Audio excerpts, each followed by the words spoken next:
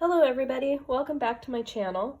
Today I have a quick tutorial for you, and this one is for this little, I'm gonna call it a box book maybe. I created something like this, actually it was very similar, for Tamika's annual winter Christmas themed shape tag swap that I participated in. And I had an idea to do a couple of adjustments on it, so that's kind of what I've done on this one. So I've used 110-pound cardstock for the base and matted it. I'm using Feeling Frosty on this one. I've done stitching around it, and I've done a Velcro closure, and it opens up, and these three things are boxes, and each one of them has a little tab to get into the actual box. So it's not open. On the one that I had made for Tamika's challenge, I had done two on the bottom here and just left the top part open, which you could still do, no problem. But I made them open on the ends so that they you could have access on the end there. And then on this one, I had it open on the top, right there. And again, and then I just added a couple of embellishments that I had created there that I've stuck on with glue dots. But you could leave this top off like I had done on the original book and add something that's taller in this little box. I thought it was kind of fun, and it's really easy to create, and it's pretty durable. You could add another box up here on this corner. You could do a box here and here. You could do whatever you want, obviously. The one that I had done with Tamika, I had created a little actual box that I had stuck on that has my tag in it. So anyway, this is what I came up with. I kind of like the idea of having them closed for transport, and just having boxes for some of your embellishments. It keeps them protected. So anyway, I thought it was kind of fun. So we'll just create one real quick. Sorry about my cold. I'm kind of struggling here.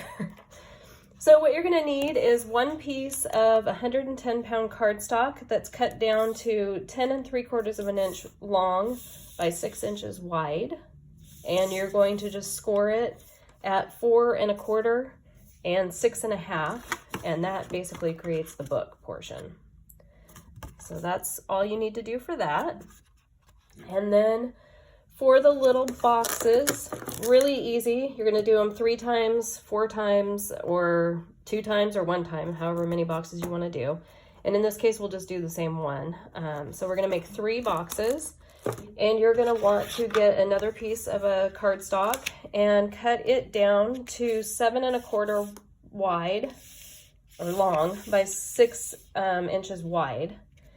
And then you're going to score it at, I've already cut this one, at 1/2 inch, 1 1/2 inches, 5 3/4 inches, and 6 3/4 inches on the 7 1/4 inch side, and then turn it, and on the 6 inch side, you're gonna score it at 1/2 inch, 1 1/2 inches, 4 1/2 inches, and 5 1/2 inches. And I will have all these measurements listed down below.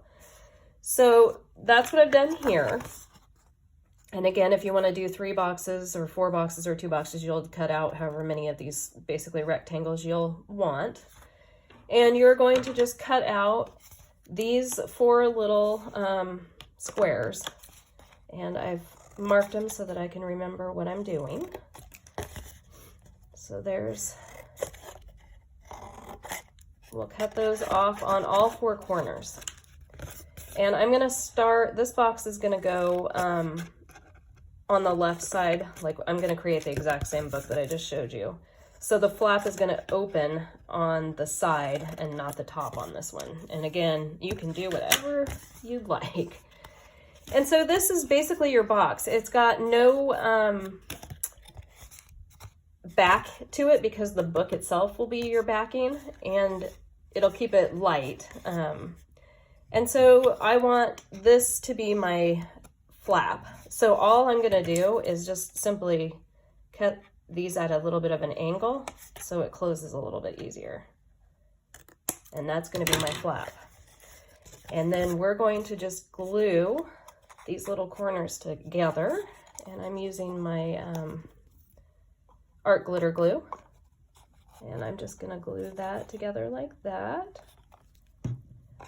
You could use your double-sided tape on this project. I'm just, for the sake of trying to get this tutorial done quickly and so you don't have to watch me suffer through it, or listen to me for that matter. I'm gonna use my wet glue because it's a little easier to work with when you're going quickly. And just hold those into place like that. And you want to make sure they're pretty accurate on the corners, just because these boxes fit perfectly on the book cover itself.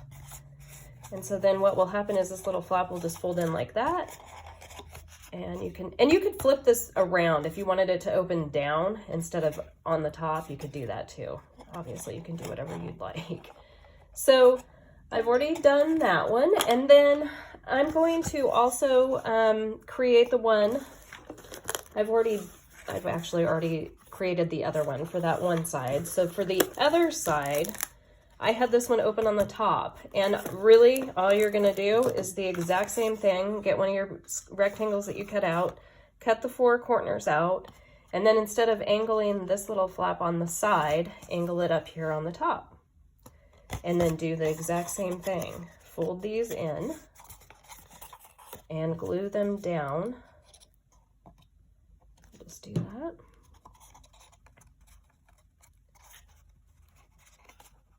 Kind of hold it for a second so that it has a second to stick. And I just wiped all the glue off of that one. So there's the box that's going to go on the other side by itself with the top closure right there. And then if you want to do ribbon, you could easily do ribbon, and just make sure you attach it before you do your matting. But I decided to go ahead and do this band and use Velcro just for something different, and it gave a little bit more interest, and I was able to use some more of the paper, which I kind of like on that. So for that, you're going to just need to cut a piece of cardstock. It's measures 7.5 long by 1.5 inches wide. And then I used, just to make it so it wasn't so plain on the cornering, I used my little, gosh, I got this Creative Memories back in the day when I first started scrapbooking, when my youngest, who's now 21, was born. I used to do scrapbooking, and I got it at a Creative Memories party, but it cuts the corners, rounds them. So I did that just to make it look more finished. So for that you'll just need to do that.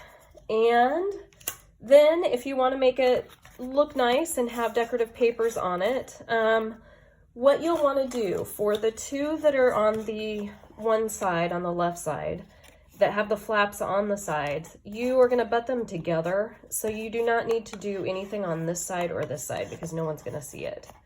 So you only need to do your matting on this side and the back, and then the flap, and then this side, and the flap.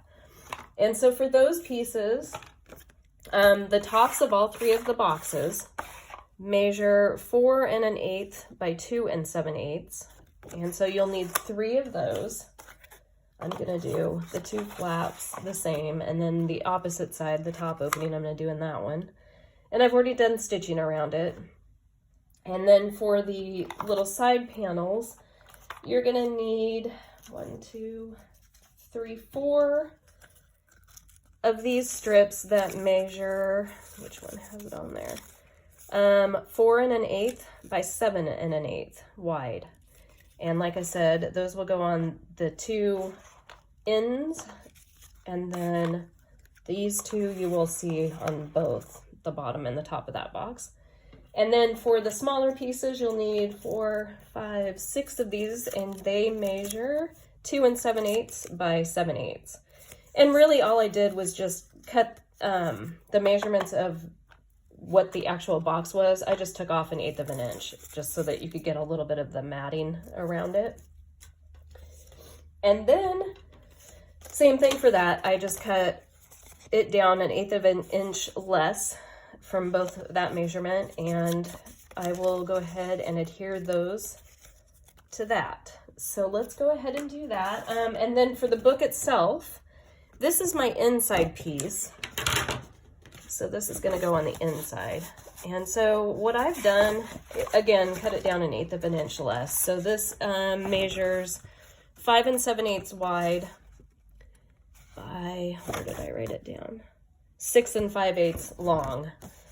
And because the 2 boxes are going to go over here, it's going to cover this page entirely, so I didn't even bother to stitch that side. The centerpiece, you will see that.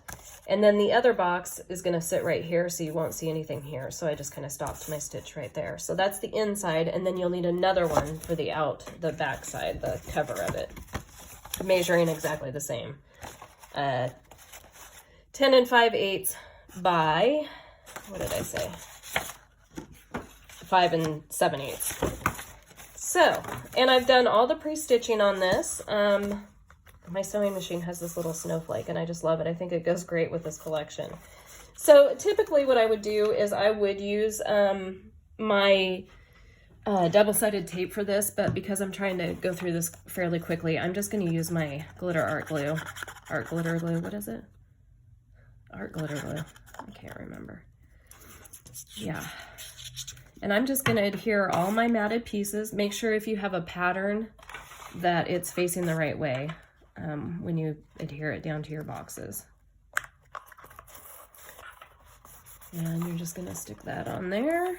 And again, these are going to go together. So this piece is going to go on this side. So I'll mat all the boxes real quick.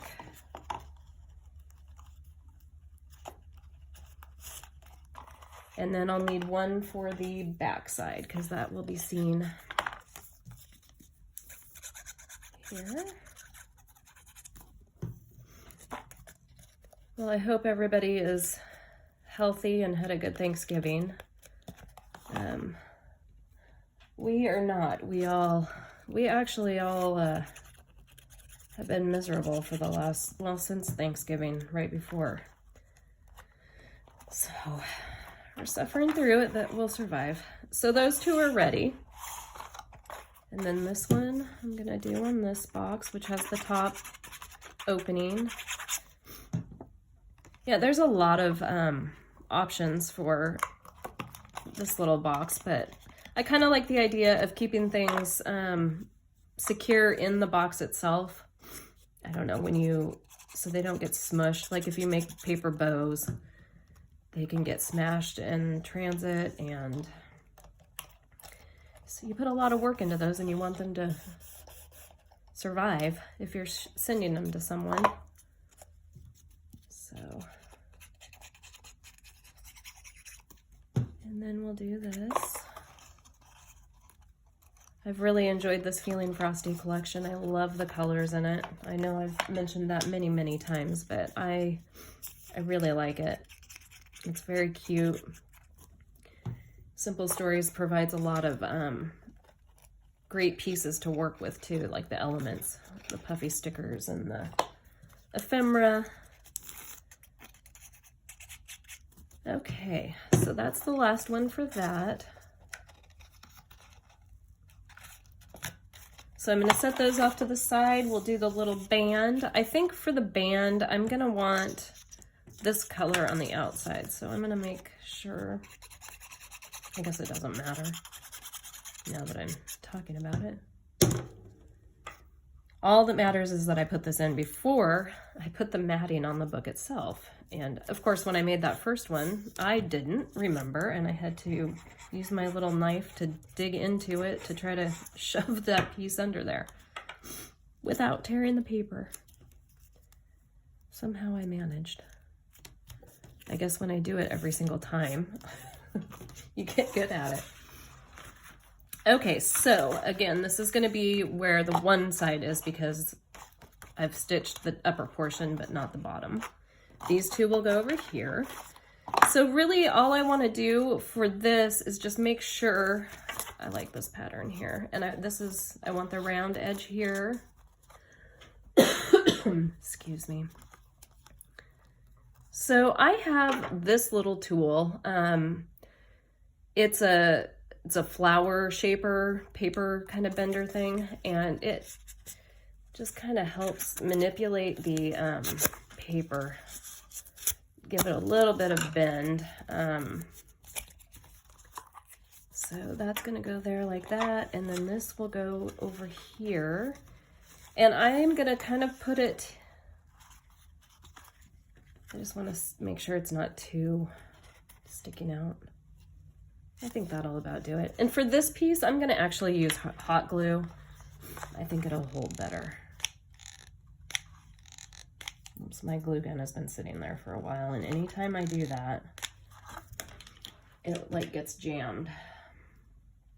I think the end of it melts or something. I don't really know.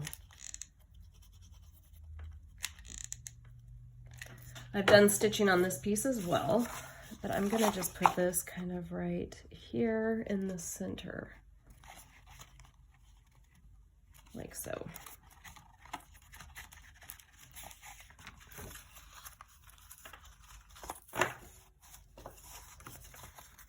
Yeah, okay.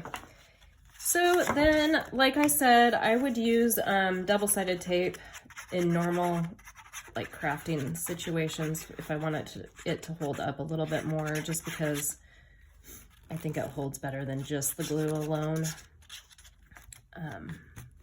More thorough coverage. So this is going to be my front piece. So, and just a little helpful tip. I need to see what I'm doing here. I like to score these papers before I do my stitching so I can see where the score marks are. So I can do, like on this particular one, I did a different stitch on the bind itself. So you can see where to stop. It's kind of hard to see on this paper, but, and then I'm gonna just do a little bit of that just to help manipulate that paper. Yeah, so it doesn't tear it. So there's the front cover, and then this will go on the inside. And same thing.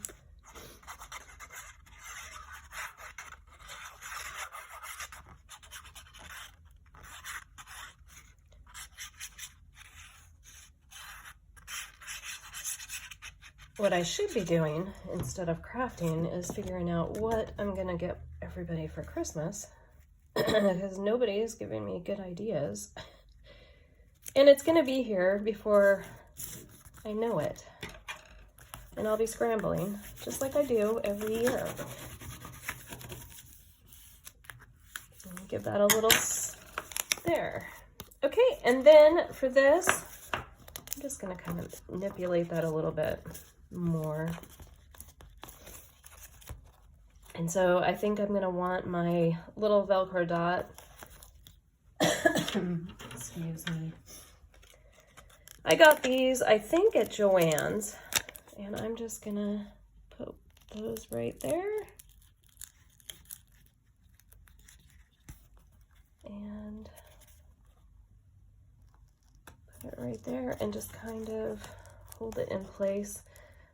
Sometimes I go back and add hot glue to the backs of those just to, yeah, make sure it works, but that's okay.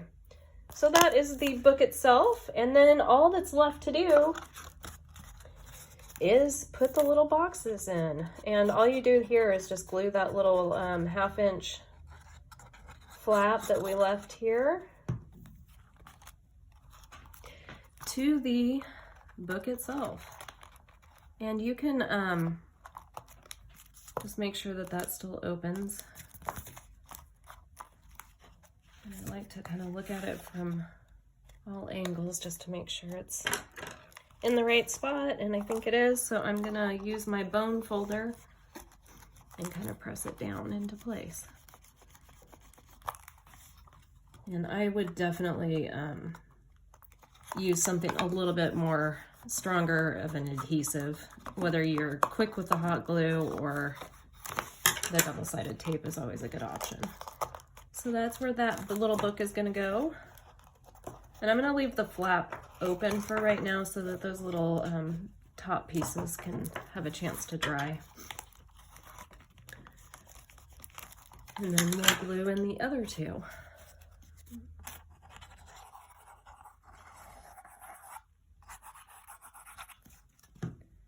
And these two, you have to get them really close to the edge because there is no room for, like I said, they fit exactly in the book itself.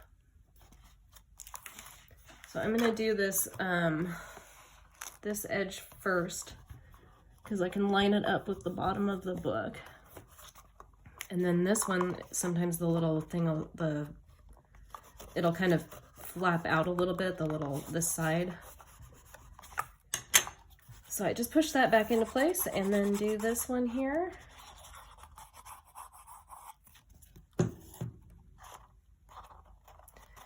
And just make sure if you have a pattern that your pattern is facing the right way.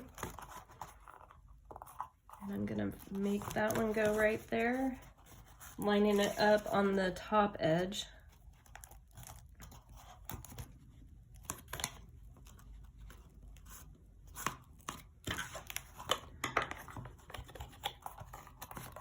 All right. And then these little flaps close in there. This little flap closes here. And it's not quite dry, but just so you can get the idea. So yeah, that one's not dry yet. I'm trying to rush so that you guys can see, but. So, I think for this one I'll get off the channel and adhere it with some glue, some hot glue. But that kind of shows you how it turns out. If you take your time with it, not rush like I just did, it fits in there nicely. So anyway, that's just a quick little tutorial for this book, box book, I guess is what you could call it, since it's got a couple of boxes in there. Great for sending embellishments and cute little trinkets and stuff that you don't want to get damaged. And thank you for watching, and I will talk to you next time. Bye-bye.